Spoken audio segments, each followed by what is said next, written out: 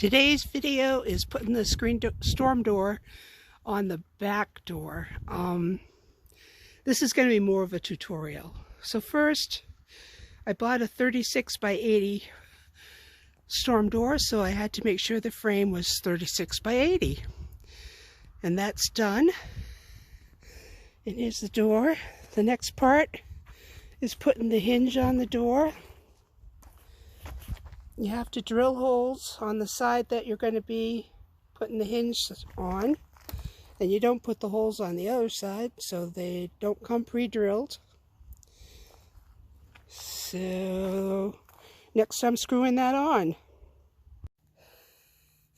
The next part is putting the sweep on.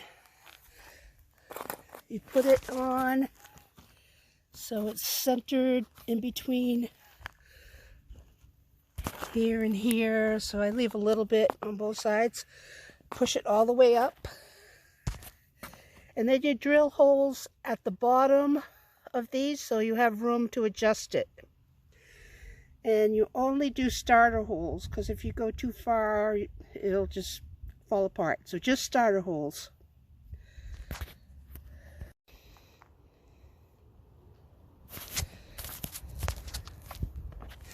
So then you loosely screw it into place, because you're going to have to adjust it once the door is in place. This is a spacer that you put in the latch side of the door. And then you put this spacer about 6 inches from the bottom. I think that's more like 10, but when I did the last door, I felt that worked better for me. So, with a friend, we put the door in place using the spacers, and then you screw in this outside part of the hinge. And once that's done, you open the door and you screw in this side of the hinge. And the next part is the top, and then this side, and then the hardware, and we're good. So I just put the rain guard on. It's something that helps you square the frame if it wasn't quite right. So you make that just the right spacing, screw it in. It comes with an extender if it brings it too far off the frame, but it worked fine. And now to put this side in, you just shore it up to the rain guard.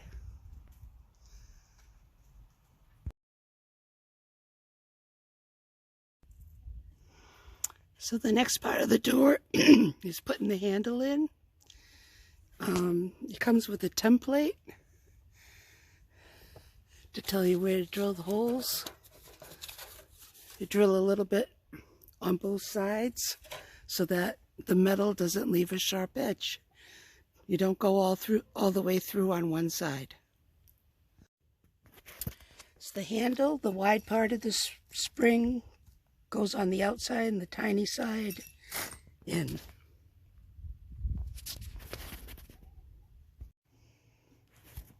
So I got the handle on using the template. Now both times when I used the template, the striker didn't end up in the right place, and I had to add a piece of wood behind it. When you close the door, I don't know.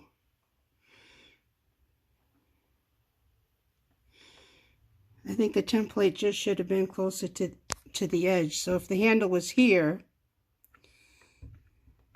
instead, it might have worked. Just guessing. Maybe there's a reason to have it that far back so it doesn't latch to the frame instead of that latch. So now I'm putting the closer in. You want to make it about 2 inches, or in my case, maybe 4 or 5 inches below the window. You put these two screws in, but you leave the last one open so that you can put this in. And then you put the last screw in, and that side's ready to go.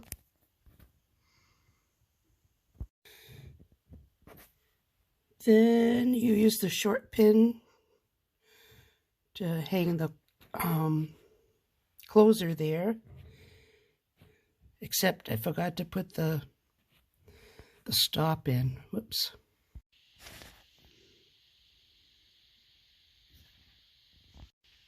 You put that little spacer in so that when it's time to close it, it closes up well.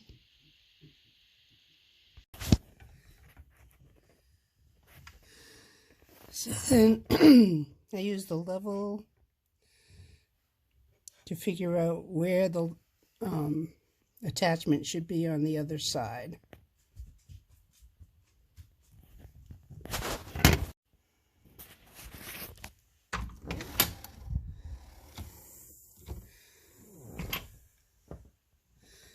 And there it is.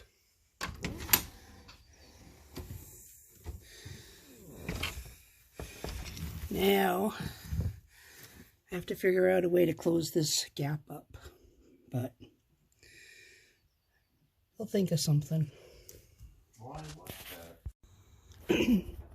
So to fix the gap problem, I added a 2x4 to the bottom of the door, and I put flashing on it to at least slow down rot. And then I used a spacing bar that came with the kit to cover the rough edge, and I am using glue just to keep that in place. And now, when the door closes, we have a pretty close seal.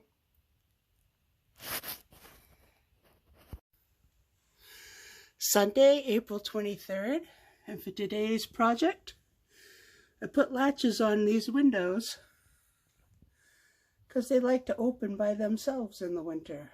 Well, anytime. You wouldn't think you would need latches on your second floor windows, but you do.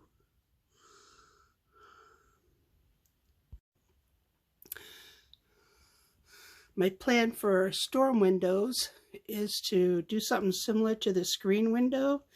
Use that instant frame thing, only I'll put plastic in it instead and put it on the inside of these two windows and the big window in the living room. The other windows are double paned and not so bad.